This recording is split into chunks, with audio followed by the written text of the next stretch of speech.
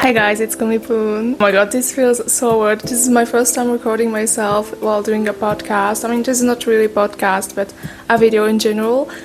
This feels very stressful. Like you might be expecting, today's video is going to be a bit more different from what I usually make. Lately, I've been making a lot of content in order to feed the algorithm, both on Instagram or on YouTube or even on TikTok. Now I'm on TikTok, in case you didn't know. Go follow me, please. I'm making a lot of content and this have made me feel a bit overwhelmed. I've been setting myself very high expectations. I've been wanting to make more and also better quality content, but you know, we only have like 24 hours a day, and so I couldn't do everything I had expected myself to do, and to a point I've been feeling a bit burnt out from making content on social media. This is why today, as I'm recording this video, I wanted to try doing something a bit more different, making something that feels a bit more chill for me to make. I don't have to make a lot of editing where I just record myself talking and that's it. So for today's topic, I wanted to talk about my latest art exhibition. As you didn't know, I did an art exhibition from the 6th of June till the 21st of June.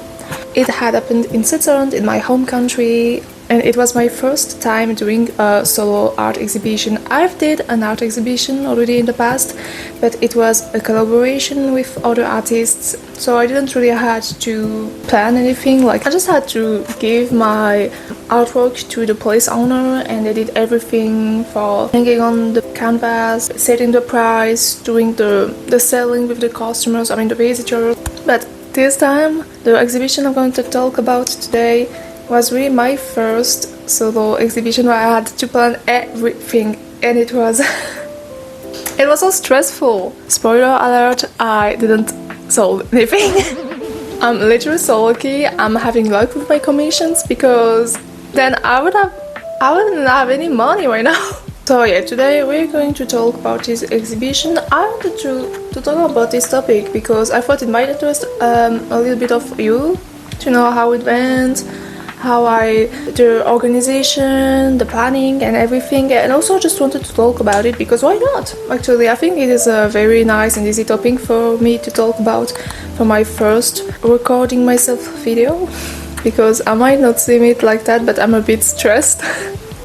Okay, so let's dive in the subject. So in January of this year, as I went to my art classes that I go to once a week, I received from my art teacher a flyer about a place nearby where artists could do exhibitions or even concerts, events in general.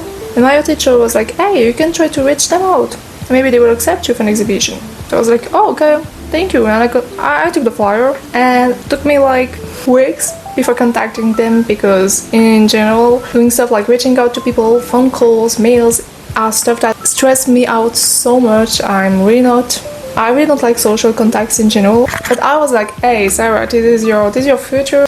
You will get to do an exhibition. This could be so cool. So I decided to contact them. So I sent them a mail with some of my paintings attached to it, and I said, hi, I received a flyer from you guys. I heard you do exhibitions. Could I do one at your place?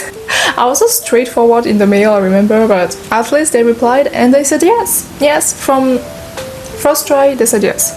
So I got in touch with this very nice lady who was the place owner, and she asked me a few questions about what kind of art I make and when would I like to do the exhibition.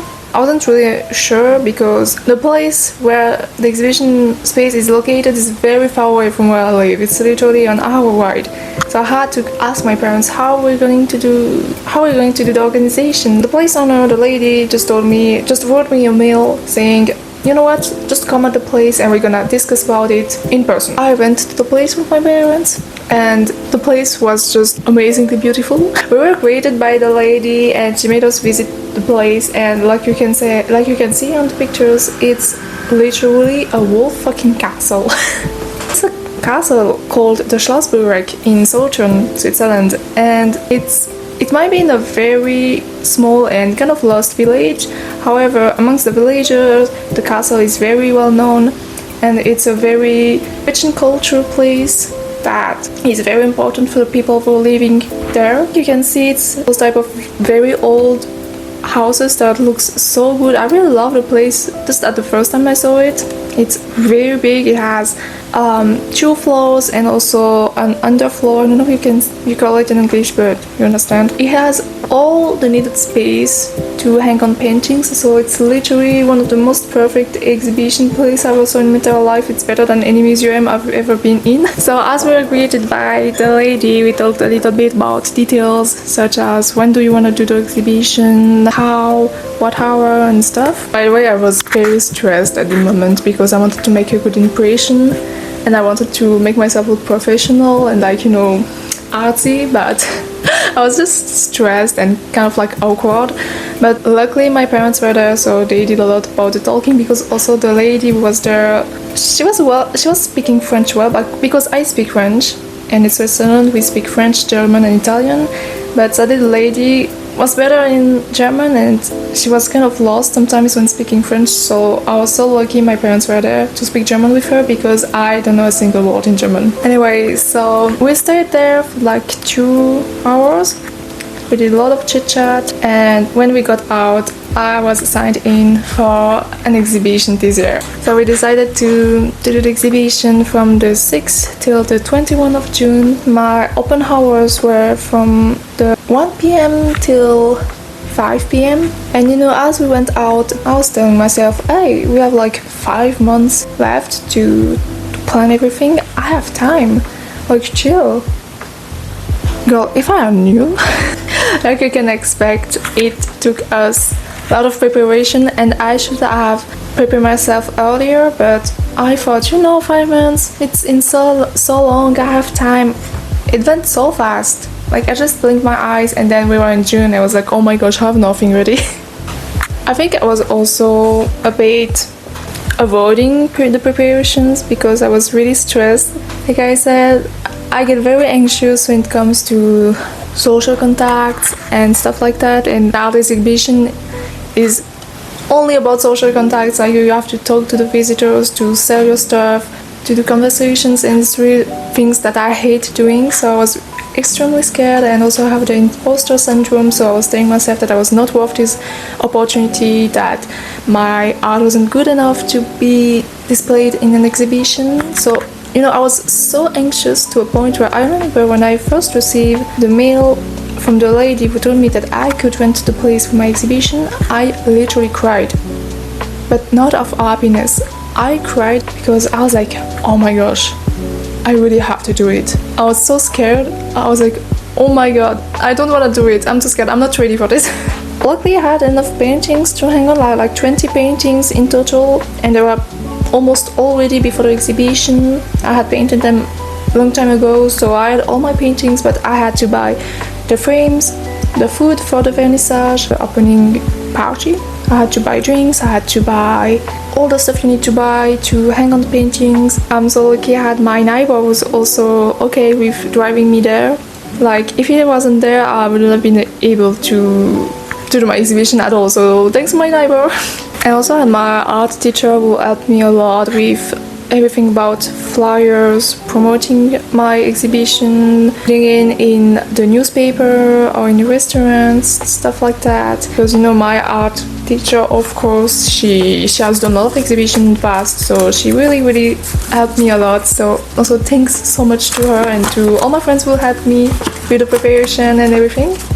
Oh my god, it's so fucking hot. And yeah, so the preparations took us like 2 full weeks, and then it was the day of the vernissage, or the opening party in English. So for the vernissage, there wasn't a lot of people. It was a Saturday from 4 p.m. till 6 p.m. and I had like prepared for drinks, food and stuff. And the only people who showed up were my parents, my neighbor, the place owner, and one of his friends. And also a guy who was doing his jogging and who passed me by, and I was like, hey, come in.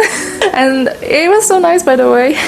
So yeah, it was very small group on the vernissage, and to be honest, I didn't really felt disappointed because, I could have told myself it's the vernissage, it's supposed to be the most important day of the exhibition because it's the first one, so everybody's gonna come and there's not a lot of people. But I didn't really feel disappointed, I rather felt relief because at least I don't have to talk with a lot of people. Yeah, I'm so unsociable that I was a little relieved of this fact.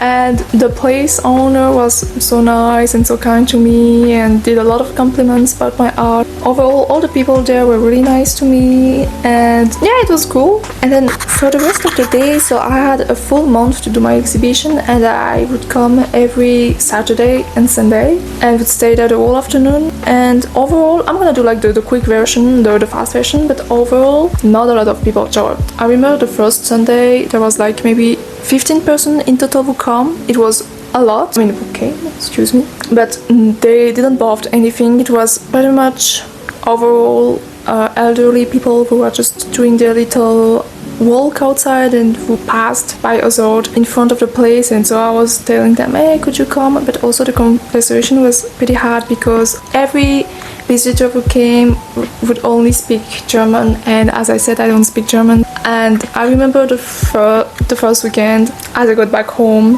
I felt a bit, not sad, but I was like, oh my gosh, I don't want to go back.